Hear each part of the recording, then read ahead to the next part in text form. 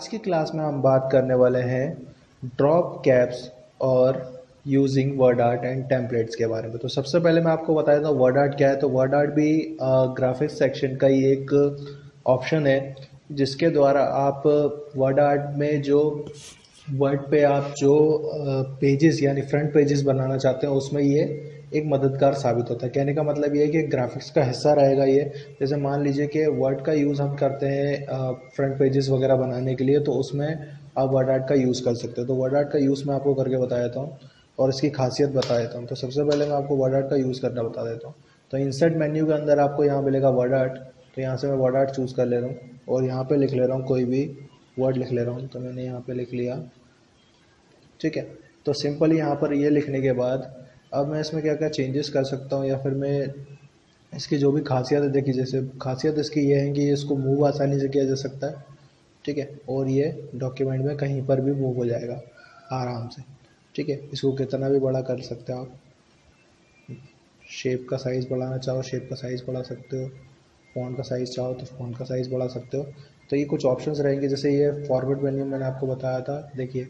तो इसकी कुछ खासियत मैं आपको बताया था। जैसे अभी शेप का कलर हो रहा है या अगर फ़ॉन्ट पे कलर करना चाहो तो आप फ़ॉन्ट पे भी कलर कर सकते हो, ठीक है।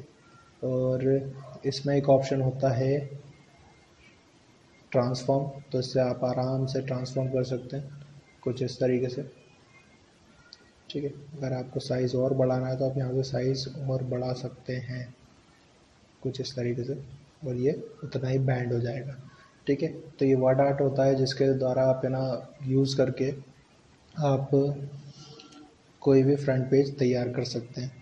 नेक्स्ट मैं आपको बताने जा रहा हूँ ड्रॉप कैप। तो ड्रॉप कैप एक ऐसा ऑप्शन है जिसे हम आर्टिकल्स वगैरह में, न्यूज़पेपर्स वगैरह में देखते रहते हैं। तो सिंपली मैं क्या करने वाला हूँ, यहाँ पर एक पैराग्राफ टाइप करने वाला। तो मैंने यहाँ पे एक पैराग्राफ ले लिया डमी टेक्स्ट का, ठीक है। तो ये पैराग्राफ आ गया। अब मैं चाहता हूँ कि इसका जो फर्स्ट वर्ड है वो थोड़ा सा बड़ा हो जाए। कैसे बड़ा करें, तो उसका तरीका कुछ ऐसा रहेगा, वो ड्रॉप कैप के द्वारा होगा। तो ड्रॉप कैप आपको मिल जाएगा यहाँ पर। तो देखिए यहाँ पे आपको ड्रॉप कैप मिल जाएगा।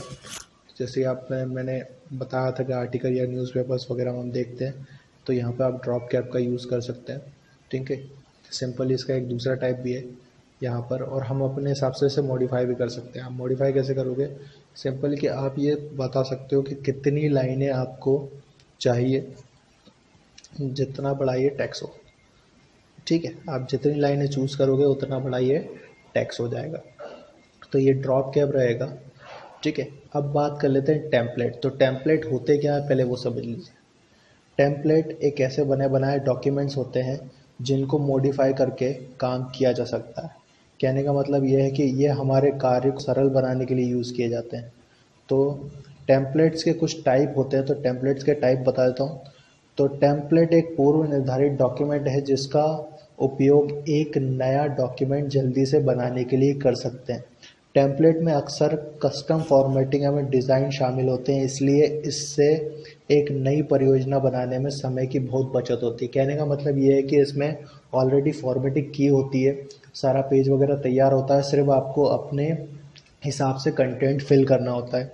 डिज़ाइन की तरह टेम्पलेट भी एमएस वर्ड में उपलब्ध एक सुविधा है। टेम्पलेट किसी डॉक्यूमेंट का एक पहले से बना हुआ प्रारूप है जिससे किसी भी डॉक्यूमेंट को फॉर्मेट एवं तैयार करने के लिए आवश्यक नियम दिए होते हैं। तो टेम्पलेट के मैं टाइप बता देता हूँ। टेम्पलेट के दो टाइप होते हैं, बिल्ट इन टेम्पलेट यानी कि जो ऑलरेडी बने हुए होते हैं। Built in templates way template होते हैं जो एमएस वर्ड 2013 में पहले से ही मौजूद रहते हैं।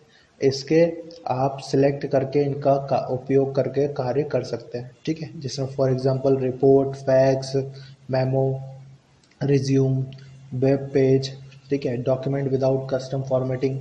और दूसरा टाइप होता है कस्टम टेम्पलेट्स जो कि यूज़र द्वारा बनाए जाते हैं। वे टेम्पलेट्स होते हैं जिन्हें यूज़र द्वारा बनाया जाता है। यूज़र अपने हिसाब से टेम्पलेट बना सकता है और उन्हें एक DOTX फाइल के रूप में सेव कर सकता है, ठीक है।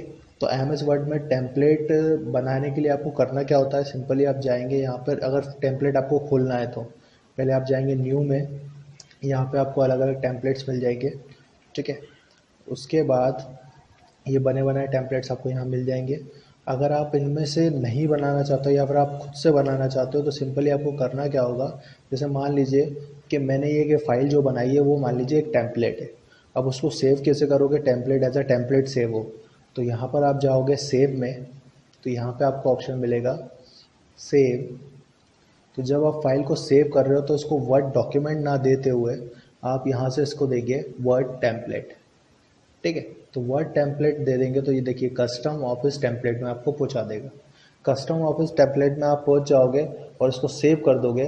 तो जैसे मान लीजिए मैंने ये सेव कर दिया इसको यूजिंग वर्ड आर्ट के नाम से।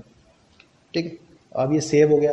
तो अब मान लीजिए मुझे कुछ इसमें चेंजेस करने हैं, एक्सप्लोरिंग करनी है, मॉडिफाई करना है, तो कैसे करूँगा, तो वो सिंपली क्या करूँगा, मैं सबसे पहले चेक कर लेता हूँ मैं यहाँ पे यूजिंग वर्ड टेम्पलेट के नाम से, तो सर्च कर लेते हैं। तो सर्चिंग ऑप्शन नेट के बगैर खुलेगा नहीं, तो हम क्या करते हैं, चेंजेस करने के लिए जाते हैं यहाँ पर पर्सनल। देखिए पर्सनल में मेरा जो टेम्पलेट है वो दिखाई दे रहा है। ठीक है, तो ये मैंने वापस ऑन कर लिया। लेकिन अगर आपको इसमें चेंजेस करने जाना है तो चेंजेस करने के लिए आप कहाँ जाओगे, तो चेंजेस करने के लिए जाओगे यहाँ पर, इसमें चेंजेस करने के लिए आपको जाना पड़ेगा मॉडिफाई टेम्पलेट में, आपको बता रहा हूँ। तो इसमें चेंजेस करने के लिए आपको सबसे पहले जाना है न्यू में, उसके बाद फाइल टैब पे आप जाएंगे। फाइल टैब में आपको यहाँ मिलेगा रीसेंट डॉक्यूमेंट। ठीक है, ओपन में रीसेंट डॉक्यूमेंट, रीसेंट डॉक्यूमेंट में आप चूज़ कर लेंगे कंप्यूटर को। ठीक है, कंप्यूटर को चूज़ करेंगे। कंप्यूटर को चूज़ करने के बाद जाएंगे आप कस्टम ऑफिस टेम्पलेट में। तो यहाँ पे आपको कस्टम ऑफिस टेम्पलेट में अपना टॉप टेम्पलेट आपको दिखाई दे जाएगा और यहाँ से आप इसको मॉडिफाई कर सकते हैं। जैसे कि पहले ओपन कर लीजिए, उसको चेंज कर लीजिए, देन उसके बाद उसको मॉडिफाई करके चेंज कर लीजिए, सेव कर दीजिए, तो ये सेव हो जाएगा। ठीक है, तो ये मैंने आपको टेम्पलेट को टाइप बताए हैं, उसको मॉडिफाई करना बताया, अब थोड़ा सा यूज़ करना बताया था। तो मैं यहाँ पे एक नई फाइल ओपन कर लेता हूँ। तो यहाँ पर मैं ये लेता हूँ जैसे कि लेटर, एजेंसीज लेटर। ठीक है, तो यहाँ पे देखिए पिक का डेट, तो यहाँ पे डेट पिक कर लेता हूँ, कोई भी एक डेट पिक कर ले।